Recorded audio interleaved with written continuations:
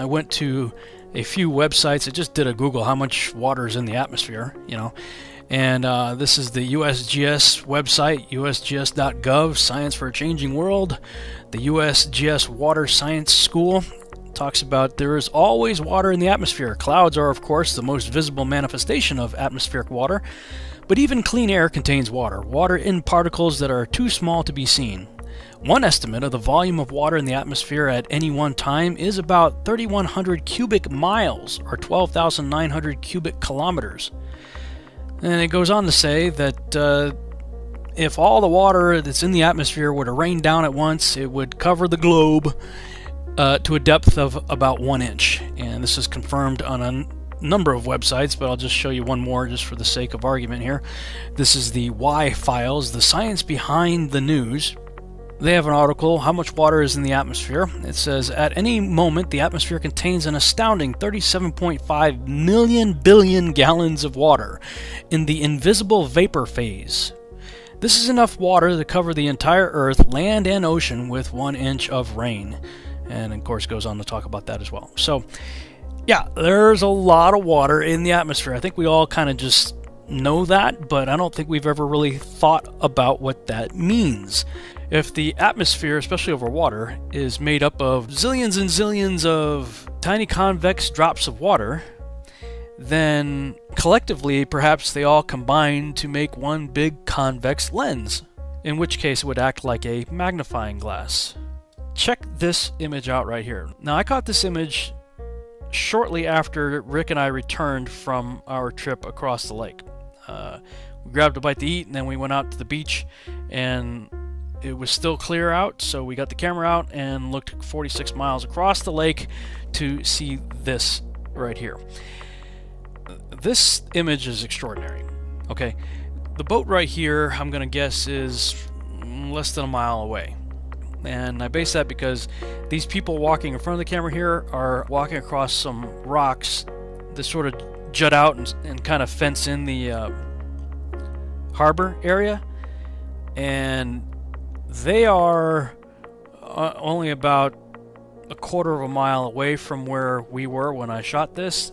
I shot this image from right about here. This is where we were looking across, and this is the area right here where those people were walking. And the boat, as you could tell by the size of the people on the boat, wasn't too much further beyond that. So maybe a half mile to a mile, or at the most, I would say, away from where we were. Alright, now when I was headed back to Chicago to catch my flight, I snapped this picture of the Willis Tower. And this is, if you go on Google Earth, this is right about the area right here where I believe I was when I took that picture. Looking across, it's only about 0.6 of a mile. So I'm just a little over a half mile away, and look at the size of the tower as compared to the car that was diagonally in front of me. We were looking at the Willis Tower from this direction right here when we were on the other side of the lake. Now, okay, so let me slide the car over and shrink it down to the appropriate scale beside the boat. Do you see something rather interesting here?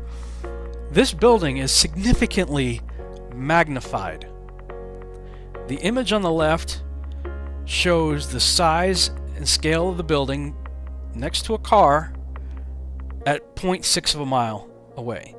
The image on the right shows the same building and the same car with a boat at 46 miles away.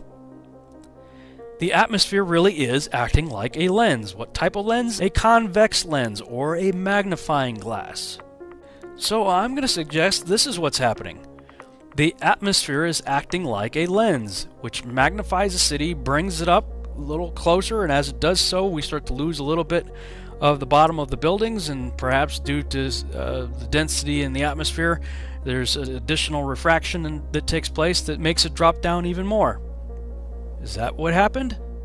Let's look at it from another angle here, from the side view. I'll bring our graphic back in of refraction. Let's go ahead and orient the graphic so it better represents what we're looking at here. I'll angle the light rays to show the density of the air here causing the refraction, and bring our lens in so we can magnify the city. It brings the city up, and as it does so, we start to lose a little bit of the bottom of the city, and perhaps either due to the magnification or due to additional refraction, maybe it is dropped down a little bit more, and this is what we end up with. Just like we saw. Now this is a still frame from the half-hour video that I did, and the numbers you see there are all based on the numbers that Tony was giving me based on his device. His device said it was 37 nautical miles, which is 42.6 statute miles, but when you plot the same exact location that we were at, the exact distance you get on Google Earth is 46 miles. So you basically add about 4 miles to all the numbers that you saw in the half-hour video. But I'm beginning to think if that is indeed the science, and let's just go back and hear from the experts once again what's happening with the atmosphere. The science is the same of that of a lens. Here's a simple example. So if you're looking at Chicago here, just maybe now you can just see the top of the Sears Tower, and if our simulated temperature inversion moves into place, hopefully now you can see pretty much all of Chicago, see all the lower buildings, including what's at ground level. So the atmosphere really is acting like a lens. Yes. So the atmosphere really is acting like a lens, according to the experts. Now, you guys don't need to go out and spend tens of thousands of dollars to get that pretty piece of paper to hang up on the I Love Me wall and put letters after your name so that you can call yourself an expert. You can be an expert with what you see here on the screen. Yep, believe it or not. Go to Walmart, and your advanced degree in atmospheric lensing technology will cost you just a couple dollars. You can get a 2x power lens for about $1.85, I think, at Walmart. Get yourself some Scotch tape. Then if you look in the description below, you'll see I put a PNG file of a city. You can print that up, cut it out so it looks something like this, what you see on the screen here.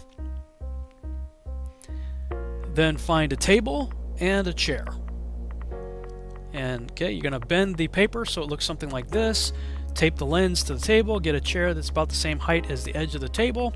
Put your iPhone on the end of the chair, and the chair will act as a dolly, so you can just kind of pull the chair back. And looky here. Look what happens with atmospheric lensing. Wow, isn't that amazing? And you didn't have to go to college either. Now, you can get in a boat and drive to Chicago, and wow, look at that. Now let's compare. See, look at this. This is how much of the city was lost simply due to atmospheric lensing. Now remember, the experts, the guys that spent tens of thousands of dollars to get advanced degrees in this stuff so that people would recognize that they're smart, they told you the science really is that of a lens. Now, of course, the first time I posted something like this on YouTube, the baltards came out from under every rock on this plane to make fun of me and say I didn't know what I was talking about with refraction. That's not how it works, and blah, blah, blah. And they looked at the image on the lower right here of the magnifying glass showing the city and how it was all wavy and distorted. And they said, well, look, your magnifying glass made everything distorted, and Joshua and the Wiki's picture was straight up and down. You're an idiot, blah, blah, blah. So, to alleviate the problem of distorting the edges because the magnifying glass ring is too small, I went on Amazon and I got these plastic magnifying sheets and came up with another way of doing the same thing using the sheet right here. Set the city up, a little cutout of the city, and now I've got the big magnifying glass sheet. Bring the camera right up to the lens. See, that's the normal view of the city. Now let's back up again. The science is the same of that of a lens. Here's a simple example. So if you're looking at Chicago here, the atmosphere really is acting like a lens. Yes. Atmosphere really is acting like a lens, and this is how much of the city is missing due to the lensing effect, the magnification of the atmosphere. You're missing, a good portion of the city just by pulling my iPhone back on a 3-foot long desk.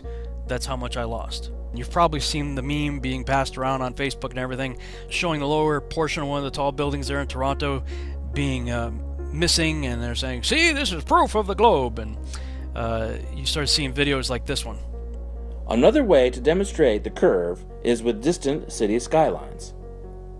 A good example is the city of Toronto, viewed from across Lake Ontario.